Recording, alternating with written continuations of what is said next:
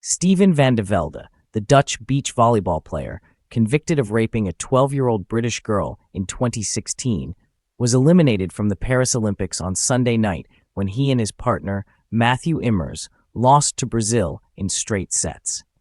In their fourth and final match, Van De Velde faced a constant barrage of boos and whistles every time he served the ball. On match point, with Van De Velde serving and the crowd jeering, Evandro delivered the winning spike, sealing the victory with scores of 21-16, 21-16, and ending the Dutch team's run at the Summer Games. The teammates hugged, exchanged the usual post-match handshake with their opponents and officials, and then sat on the bench for a few minutes with their arms around each other. Van De Velde walked off, waving to the crowd, seeking out the orange-clad Dutch fans who were applauding amid the sea of boos. It was an emotional roller coaster. "That's how I see it," Immers said. "We fought, we enjoyed every moment, so I'm really proud of that. It was the coolest stadium I've ever played in. I'm sad that we couldn't show our level, but I enjoyed everything around it."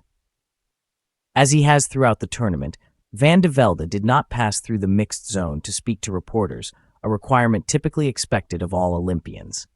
Immers said his partner needed mental rest. "If I may speak for him, after the match we lost, we were disappointed," Immers said. "But we told each other, look at what we achieved together. Look at how hard we fought despite all the attention. We stayed united. We cried together off the field and said, okay, let's just enjoy this moment. And we did. So I'm glad we handled it that way."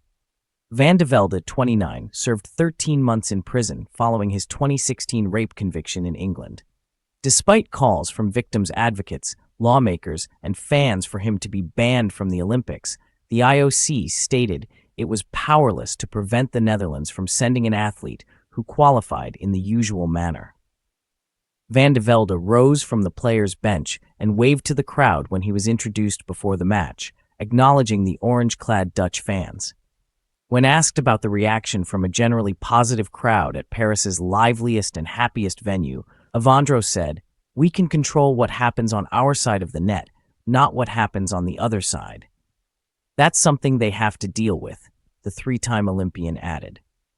The Dutch finished with a 1-2 record in pool play, advancing to the knockout stage after winning a three-way tiebreaker due to their higher ratio of sets won and lost.